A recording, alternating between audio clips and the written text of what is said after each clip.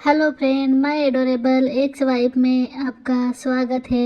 अब तक आपने पढ़ा निकिता बोलती है मुझे कोई एतराज़ नहीं है, मैं तैयार हूँ। यह सुनकर अहम और सीमा जी खुश हो जाते हैं। आदित्य गुस्से से घर से बाहर चला जाता है। वह उसके पीछे राघव जी और रेखा जी भी चले जाते हैं। ठाकुर साहब को तो समझ ही नहीं आ रहा था कि अचानक से क्या हो गया। जिस आदमी को वह इतना अच्छा मानते थे, उसने उनकी बेटी के साथ इतना गलत किया। अब आगे उनके जाने के बाद अहम मुस्कुराते हुए बोलता है, वेल डन, तुमने बहुत अच्छा काम किया। निकिता गुस्से से, बकवास बंद करो, मैंने तुम्हारी बात मान ली ना, तो तुम अब मेरी माँ को छोड़ दो। अहम, इतनी भी क्या जल्दी है? जैसे ही हमारे फेरे पूरे होंगे तुम्हारी माँ और मेरी सासू माँ घर पहुँच जाएगी, लेकिन तब तक कोई चालाकी मत करना। इतना बोलकर वह वहाँ से चला जाता है। उसके पीछे ही सीमा और भैरव मुस्कुराते हुए निकल जाते हैं। निकिता गेट बंद करके जोरों से रोने लगती है। इस वक्त उसे बहुत दर्द हो रहा था, लेकिन अपनी माँ को बचाने के लिए वह हर दर्द बर्दाश्त करने को तैयार थी। वहीं आदित्य जैसे ही ऑफिस पहुंचता है, सब समझ जाते हैं कि आज उनके बॉस के अंदर का सोया हुआ शैतान जाग चुका है। आदित्य अपने केबिन की तरफ जाता है, तभी उसकी नज़र नील पर पड़ जाती है, जो आशीष से हंस हंस कर बातें कर रहा था। आदित्य गुस्से से चिल्लाता है, मिस्टर नील, क्या आप ऑफिस में पंचायत करने आते हैं? अगर हाँ तो आप यहाँ से जा सकते हैं। और मिस आशी, मैं आपको काम करने के पैसे देता हूँ, बातें करने के नहीं। तो get back to your work और नील से मेरे केबिन में मिलो। आकर उसे इतने गुस्से में देखकर नील और आशी दोनों ही डर जाते हैं। आशी नील से, बॉस आज इतना गुस्से में क्यों हैं? बहुत समय के बाद मैंने इन्हें गुस्से में देखा है। नील, पता नहीं, लेकिन जरूर कोई बड़ी बात है।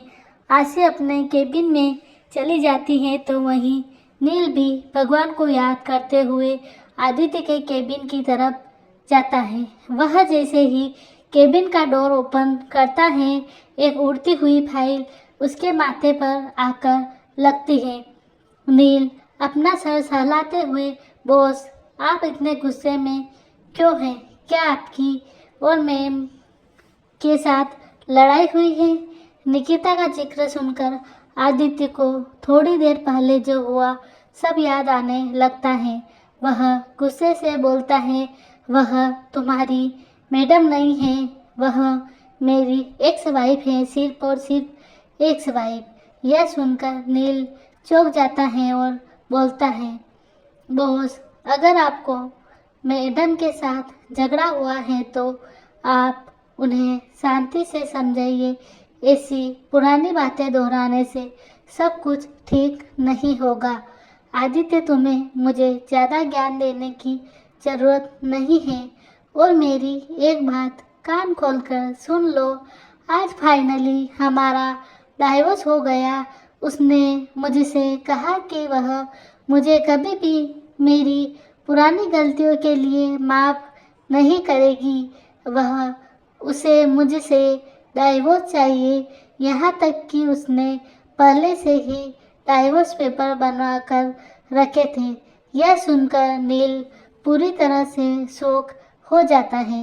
वह कुछ कहना चाहता था, लेकिन आदित्य की जलती हुई निगाहों को देखकर चुप रहना ही बेहतर समझता है और केबिन से बाहर जाकर सबको इन्फॉर्म कर देता है, जिसे सुनकर जिया, विधि, रोहित, निखिल, आशी और राधिका यह सब जानकर हैरान हो जाते हैं। नील यह बात बच्चों से छुपाने के लिए भी बोलता है। यह खबर सुनकर राधिका तुरंत आदित्य से बात करने के लिए फ़ोन करती है, लेकिन आदित्य उससे बात करने से मना कर देता है और अपना फ़ोन स्विच ऑफ कर देता है। वहीं बाकी सब ठाकुर मेंशन चले जाते हैं और निकिता से इस बारे में बात करते हैं, लेकिन निकिता बात करना ही नहीं चाहती थी और उसने डिसाइड कर लिया था कि वह अब अहम से ही शादी करेगी। उसने बच्चों को यह सब बताने से मना किया था, क्योंकि वह बच्चों को ट्रिप से आने के बाद खुद इस बारे में बताने वाली थी। सब के सब परेशान हो चुके थे। निकिता अपने सोर्सेस से अपनी माँ के बारे में पता करने की पूरी कोशिश कर रही थी, लेकिन उसे कुछ भी पता नहीं चला था। आदित्य तो अब ठाकुर मेंशन आना ही छोड़ चुका था। निकिता भी काफ़ी परेशान थी, लेकिन वह कुछ कर नहीं सकती थी। वहीं उसे ऐसे देखकर अहम, भैरव और सीमा जी तीनों ही बहुत खुश थे। ऐसे ही 2 दिन बीत जाते हैं और फाइनली शादी का दिन आ जाता है। इस शादी में सिर्फ घर के मेंबर्स और निकिता, अहम के दोस्त ही शामिल थे।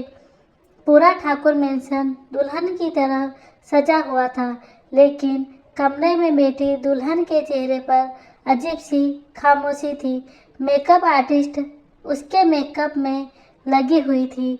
निकिता अपना फ़ोन लेकर अपने दोस्तों को कॉल करने लगती है, लेकिन कोई भी उसका फ़ोन रिसीव नहीं कर रहा था। तभी उसके रूम में अहम और सीमा जी आ जाते हैं। सीमा जी मेकअप आर्टिस्ट को कमरे से बाहर भेज देती हैं और निकिता की नज़र उतारते हुए बोलती हैं, कितनी खूबसूरत लग रही है मेरी बहू, एकदम अपनी माँ की कार्बन कॉपी। वह भी दुल्हन बनी ऐसी ही खूबसूरत लग रही थी, लेकिन देखो उनका हाल क्या हुआ है। अपनी माँ का जिक्र आते ही निकिता वह उन पर चिल्लाते हुए बोलती हैं, आप लोगों की बात मानकर मैं शादी करने के लिए तैयार तो हो गई, लेकिन आपने अभी तक मुझे मेरी माँ से नहीं मिलाया। अगर आज आपने मुझे मेरी माँ से नहीं मिलाया तो इस दुनिया में आपका आखिरी दिन होगा। अहम उसे अपने फ़ोन में जैस्मिन जी का वीडियो दिखाते हुए बोलता है, यह देखो तुम्हारी माँ एकदम सही सलामत है और कुछ ही घंटे में तुम्हारे सामने होगी। इसलिए गुस्सा थूको और अच्छी दुल्हन की तरह स्माइल करो, क्योंकि कुछ ही देर में तुम मिस निकिता ठाकुर से मिसिज निकिता अहम राजपूत बनने वाली हो। उसकी बात सुनकर निकिता गुस्से से अपनी मुठियाँ बना लेती हैं। भैरव, भांजे, मुहूर्त का समय हो रहा है, चलो मैं तुम्हारा सेहरा बांध दूँ। आज तो मेरी खुशी का कोई ठिकाना ही नहीं है।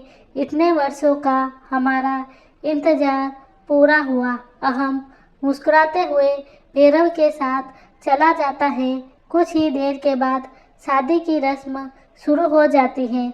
अहम सेहरा बांधकर मंडप में आ जाता है। पंडित जी बाकी की रस्में करने लगते हैं। कुछ देर के बाद वह ठाकुर साहब से बोलते हैं, ठाकुर साहब आप राजकुमारी जी को बुलाइए। ठाकुर साहब हाँ में सर हिलाकर निकिता के रूम की तरफ चले जाते हैं, जहाँ निकिता उदास सी बैठी हुई थी। वह उसके पास आकर बोलते हैं, आप उदास क्यों हैं प्रिंसेस? निकिता हंसते हुए, आपको क्या फ़र्क पड़ता है मिस्टर ठाकुर? मेरी हर उदासी के पीछे का सबसे बड़ा कारण सिर्फ आप ही हैं। उसकी बात सुनकर ठाकुर साहब की आंखें नम हो जाती हैं। वह मुस्कुराते हुए उसके माथे पर किस करते हैं और बोलते हैं, आज से आपकी अपनी ज़िंदगी की नई शुरुआत करने जा रही हैं और मुझे विश्वास है कि आप दोनों का रिश्ता बहुत मजबूत होगा। निकिता, मुझे पता है इस बार हमारा रिश्ता पहले से ज़्यादा मजबूत होगा। जिसकी नींव भरोसा व प्यार होगी। उसकी बात सुनकर ठाकुर साहब को ज़्यादा कुछ समझ तो नहीं आया। वह उसका हाथ पकड़कर उसे मंडप की तरफ ले जाने लगते हैं। क्या निकिता कर लेगी अहम से शादी? जानने के लिए पढ़ते रहिए मेरी कहानी माय एडोरेबल एक्स वाइफी। धन्यवाद।